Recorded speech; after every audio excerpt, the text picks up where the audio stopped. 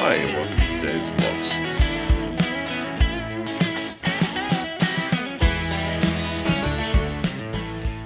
Hi and welcome back to Dad's Blocks. Today we're starting something new. The first video in Dad's Tricks series. These are short videos focused on the small practical tips and tricks that make life easier in theatre. They're the things that you pick up over time, not from textbooks but from colleagues, experience, and well, yes, trying just about every wrong way of doing it first. They're not block related, but they're useful, they're reliable, and I think they're worth knowing. Grab a coffee and pull up a stool and we'll get started.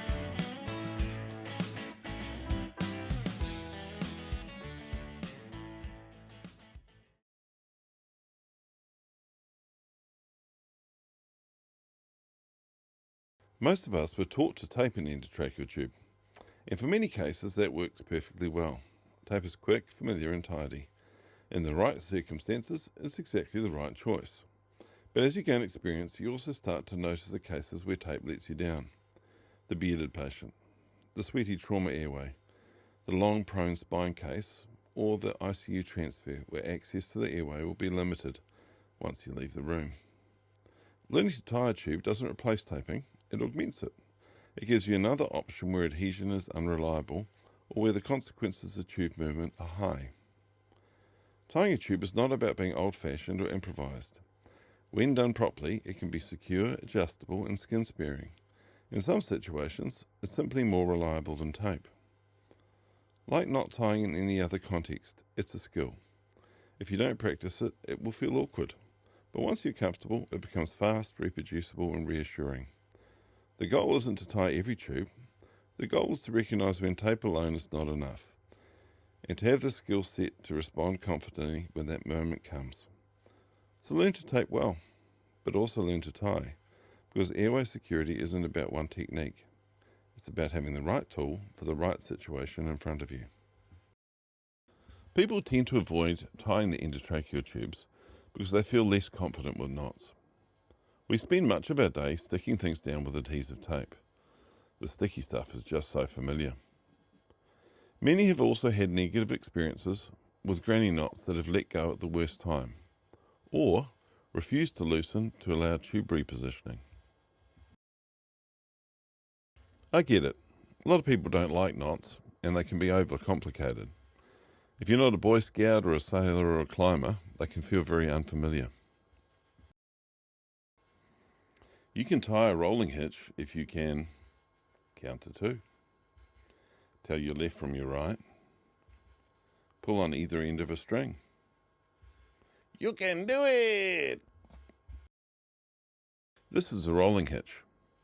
I use this because it's a straightforward knot, which ticks all the boxes for tube securement. It provides a good amount of friction on the tube and resists lateral traction. It can be loosened to allow it to be slid into a new position. This is helpful if you need to reposition the endotracheal tube. It is easy to recognise when tied.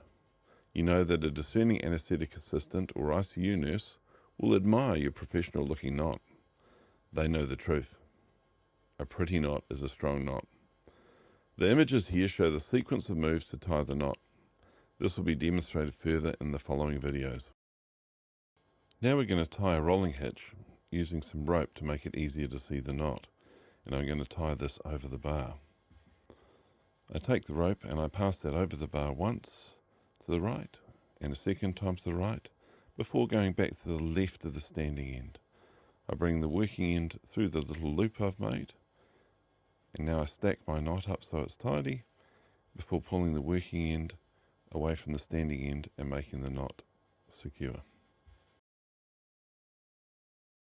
I pick up my trackie tape and pass it over the bar to the right once and twice before bringing it back to the left of the standing end and then passing the working end through the loop I've created.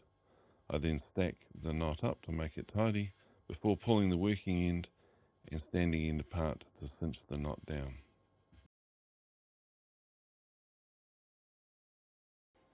Okay, now we're going to put it all together with the aid of our much loved airway mannequin.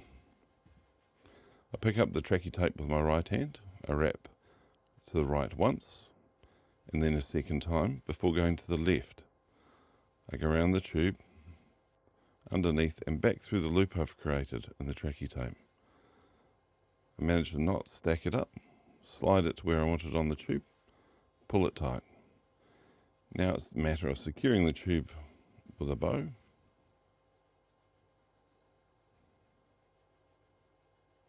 and I like to protect the corners of the mouth from abrasion by sticking some gauze underneath the trackie tape to provide a barrier against friction.